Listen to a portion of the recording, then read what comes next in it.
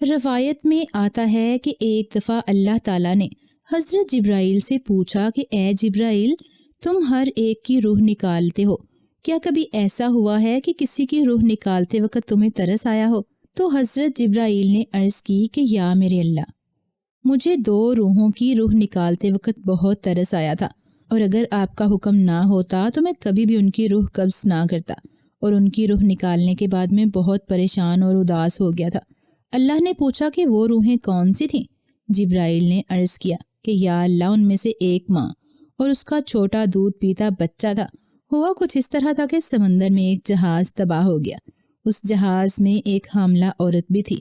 جہاز تباہ ہونے کے بعد وہ عورت ایک تختے پر سمندر میں تیر رہی تھی کہ اس وقت اس کا حمل پورا ہو گیا، اور اس نے اسی تختے پر بچے کو جنم دے دیا اور بے ہوش ہو گئی۔ اسی حالت میں وہ عورت اور اس کا بچہ تختے پر تیر رہے تھے کہ آپ کے حکم سے میں نے اس بچے کی ماں کی روح قبض کر لی۔ اب مجھے اس بچے پر بہت دکھ ہوا۔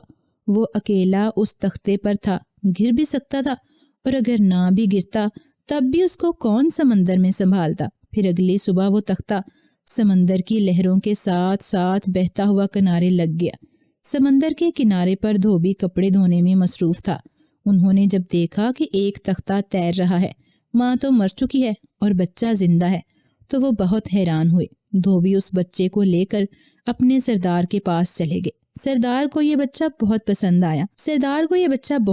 آیا تو دھوبی نے اس بچے کو اپنے پاس رکھ لیا اور اس کا نام شداد رکھا۔ جب وہ بچہ 8 سال کا ہوا تو ایک دن وہ دوسرے بچوں کے ساتھ کھیل رہا تھا کہ اچانک وہاں سے بادشاہ اور اس کے سپاہی گزرے۔ سارے بچے بادشاہ کے لشکر کو دیکھ کر اپنے اپنے گھروں میں بھاگ گئے، مگر شداد وہیں ایک پہاڑی کی اوٹ میں چھپ گیا۔ جب لشکر گزر گیا تو اسی لشکر کے کچھ سپاہی پیچھے آ رہے تھے۔ انہوں نے راستے میں ایک پوٹلی گری دیکھی۔ ان میں سے ایک نے جب یہ پوٹلی کھولی تو اس میں سے سرما نکلا۔ وہ کہنے لگا، میں یہ سرما اپنی آنکھوں میں لگا لیتا ہوں، میری آنکھیں بہت کمزور ہو رہی ہیں، شاید اس سے میری نظر ٹھیک ہو جائے۔ تو اس کے دوسرے ساتھی کہنے لگے کہ اس سرما کو اپنی آنکھوں میں مت لگاؤ، راستے میں پڑی ہوئی چیز کا کیا اعتبار، پہلے اس سرمے کو کسی اور کو لگا کر اس پر تجربہ کر لو، اگر تو اس کی آنکھیں ٹھیک ہو جاتی ہیں تو پھر تم بھی اسے اپنی آنکھوں میں ڈال لینا۔ چنانچہ انہوں نے ادھر ادھر دیکھنا شروع کیا۔ انہیں وہ بچہ شداد نظر آ گیا۔ انہوں نے اسے پکڑ کر اسی کی آنکھوں میں وہ سرما ڈال دیا۔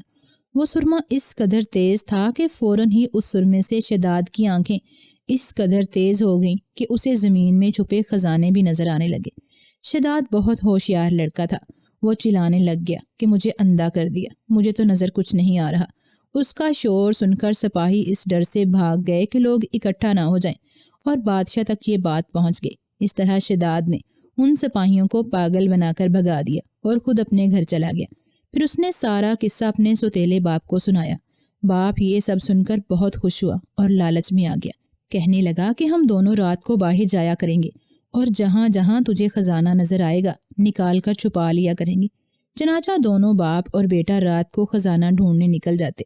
اس طرح انہوں نے بہت سارا خزانہ جمع کر لیا۔ پھر انہوں نے بہت سے لوگوں کو اپنے ساتھ ملا لیا۔ دولت کی وجہ سے لوگ ان کے ساتھ ملتے گئے۔ اب ان کے پاس دولت بھی تھی اور لوگ بھی ان کے ساتھ تھے، تو انہوں نے اس وقت کے سرداروں کو اپنی دولت کی وجہ سے دھوکہ دیا اور خود سردار بن گئے۔ پھر ایک دن ایسا بھی آیا کہ شداد نے بادشاہ سے بھی اس کی بادشاہت چھین لی اور خود بادشاہ بن گیا۔